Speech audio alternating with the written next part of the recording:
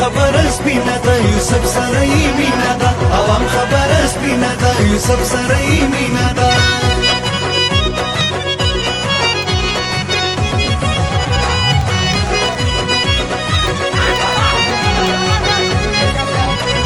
ووټ په خامخا ګټي دا ځل به یې بیا ګټي ووټ په خامخا ګټي دا ځل به یې بیا ګټي ځکه چې خدمت یې کړی ډېر د خپل وطن دی نمبر ون یوسف علي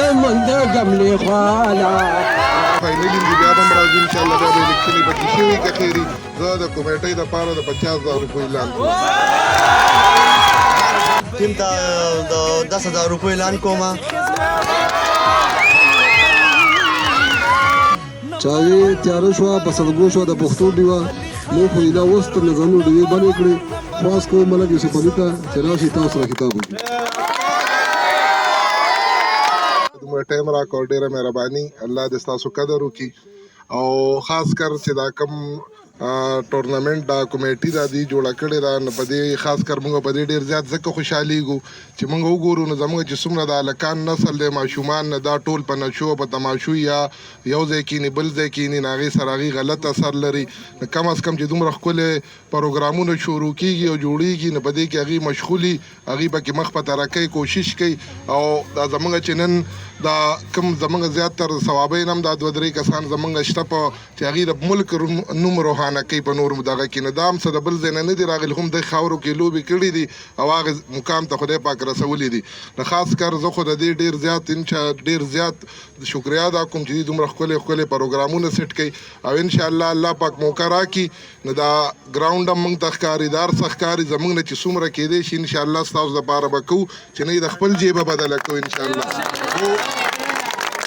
دا هر څه موږ ته ښکاري او انشاءالله کوو به هم دله باقي د الیکشن هم حالات دي تاسو ته پته ده منډې تړلې سټارټ دي موږ هم روتي دې دپاره چې بی خدمت وکړو دا نه چې مخکې م نه دی کړی شکر دی زموږ د خاندان یو سیسټم را روان دی ټول عمر موږ کړی دی خو دا اوټ چې ورکوي خبرې ډېرې نه کوم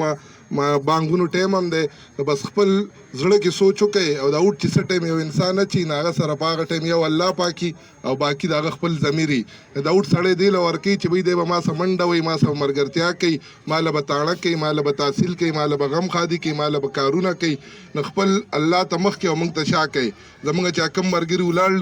دي تاسو کې دي کې څوک تاسو څخه ښکاري هغه لوټ ورکوي انشاءالله باقي موږ چې انشاءالله 24 غنټې به ستاسو تابعداري زموږ لایک سمي انشاءالله موږ کړي هم دي او بیا به هم کوو که خیري خو انشاءالله په کلکه به راسره ودرېږئ او په کلکه به راسره ملګرتیا کوئ او انشاءالله په کلکه به درسره ملګرتیا کوو او انشاءالله تاسو یو پیره موږ له ملا مضبوطه کوي هغه سیسټم ته مو رسوئ نه د الله نه زورور بل سړی موږ نه یو نو چې به موږ له خپل حق نه راکړي انشاءالله په زوره به یې ترې راوړو که خیر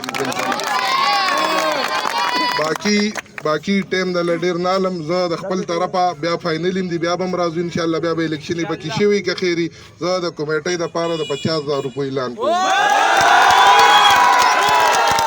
عوام خبر سپینه ده یوسف سره یې مینه ده عوام خبر سپینه ده یوسف سره یې مینه ده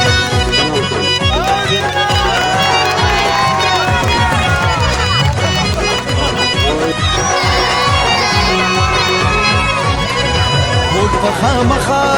ګټي دا ځل به یې بیا ګټي ووټ په خامخا ګټي دا ځل به یې بیا ګټي ځکه چې خدمت یې کړی ډېر د خپل وطن دی نمبر ون یوسف علي خان نمبر ون